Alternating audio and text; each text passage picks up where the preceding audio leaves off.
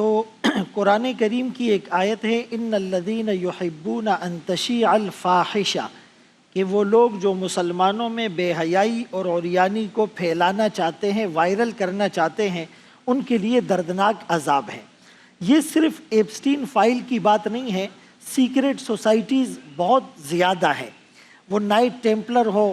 وہ free Mason ہو، وہ ایلومیناٹی ہو، اور یہ وہی فری میسن ہے جس پر 1972 میں پاکستان پر پابندی لگی تھی۔ اس وقت اس کے 42 لاجز، 41 چیپٹر اور 1750 بیوروکریٹس اور اشرافیہ اس میں انوالو تھی۔ تو اس پابندی لگنے کے بعد وہ آرام سے بیٹھے نہیں ہیں، آج بھی مختلف صورتوں میں نام بدل بدل کر اس طرح کی جو ہے وہ سوسائٹیز موجود ہیں۔ بنیادی طور پر یہ مورل فریم چینج ہوتا ہے، یعنی کسی گناہ کو اتنا نارملائز کر دیا جائے، اتنا اس کو نیچرل اور یونیورسل بنا کر پیش کیا جائے کہ وہ گناہ نہ لگے، کہ کل کو اس کے خلاف کوئی بات ہی نہ کرے اور گناہ کو گناہ ہی نہ سمجھا جائے۔ اور جب آپ اس کے خلاف سٹینڈ لیتے ہیں، بات کرتے ہیں، تو وہ کہتے جی یہ تو ہیومن رائٹس ہے، یہ تو چوائس ہے، یہ تو آئیڈینٹی ہے، یہ تو پرائیویسی ہے۔ تو اس اعتبار سے یہ ایک منصوبہ ہوتا ہے کہ بار بار ایسی چیزوں کو لا کر مسلمانوں کو جو ہے اس کے درمیان ایک وائرل کیا جاتا ہے۔ اور دوسری ضروری چیز یہ ہے کہ جیسے ابھی 8 مارچ قریب آنے والا ہے،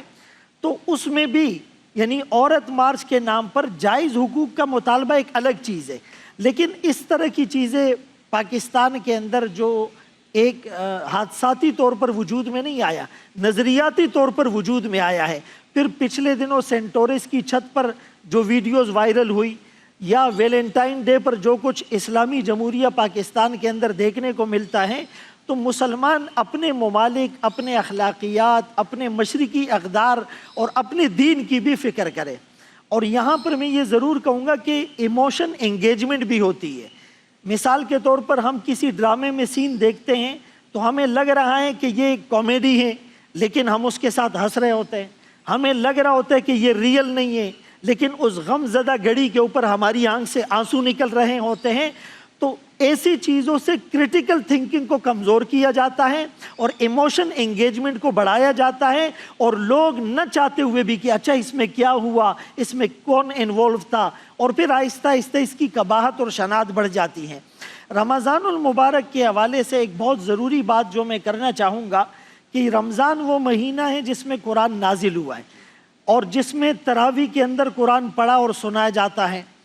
اور اسی مہینے کے اندر قرآن کریم سے لوگ اپنی عقیدت کا اظہار کرتے ہیں۔ لیکن اس رمضان میں 39 قرآن کے نسخے جو پورنوگرافک کے کیسز چل رہے تھے، یعنی قرآن کریم کے اوپر نعوذ باللہ وہ الفاظ ہم زبان پہ نہیں لا سکتے کہ جس طرح توہین کر کے قرآن کو آلودہ کر کے لوگوں نے ان چیزوں کو وائرل کیا ہے۔ FIA نے، NCCI سائبر کرائم ایجنسی نے ان لوگوں کو گرفتار کیا ہے۔ 39 قرآن کے وہ نسخے اس وقت وہ اس غلاظت سے آلودہ دفتر میں پڑے ہوئے ہیں، اور جب ان کو کہا جاتا ہے کہ اس کو شرعی طریقے پر غسل دے کر دفن کیوں نہیں کیا جا رہا، تو جواب ملتا ہے کہ یہ تو ہمارا ثبوت ہے، جن کے خلاف عدالت میں کیسز ہیں، اگر ہم اس قرآن کریم کے نسخوں کو غسل دے کر دفن کر دیں گے تو ہمارے ثبوت ضائع ہو جائیں گے۔ تو اس کا ایک متبادل سولوشن ہے، اور وہ یہ ہے کہ ہر قرآن کے نسخے کا DNA کرایا جائے۔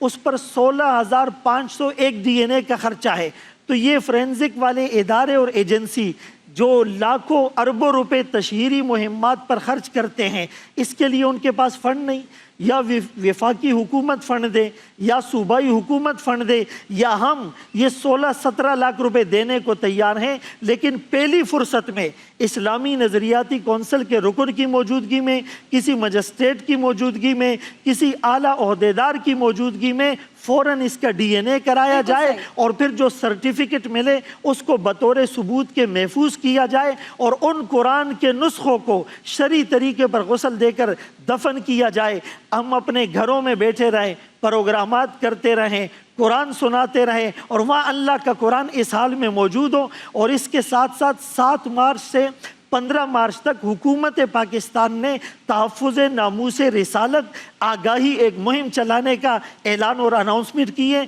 हम इसको अप्रिशिएट करते हैं कि ये आगाही और अवेयरनेस फैलाई जाए, किस तरह हमारी जनरेशन को और हमारी जेंजीज और यूथ को नामूस रिसालत के हवाले से, तौहीन कुरान के हवाले से और एप्स्टीन फाइल्स और इन चीज़ों में उलझा कर अपने असली मकसद से हटाया जा रहा है। तो मैं चाहूँगा कि हमारे तमाम उलमा और ये पैनल भी, आप हजरात भी इस बात पर तायीद करें और जो हुक्मरान हैं उनके कानों तक ये बात पहुंचे और फौरन इस पर एक्शन लिया जाए। इंशाल्लाह ज़ाहिर वीडियो जाएगी और काफ़ी रीच है। सोशल मीडिया पर भी ये मैंने देखा कि नुक्ता बार बार उठाया जा रहा था और अब मुझे नहीं पता कि उसकी मैं बाकी रिसर्च भी करूंगी कि क्या मामलात हैं और जहाँ तक हमसे हो सकता है हम उसके बारे में बात करेंगे।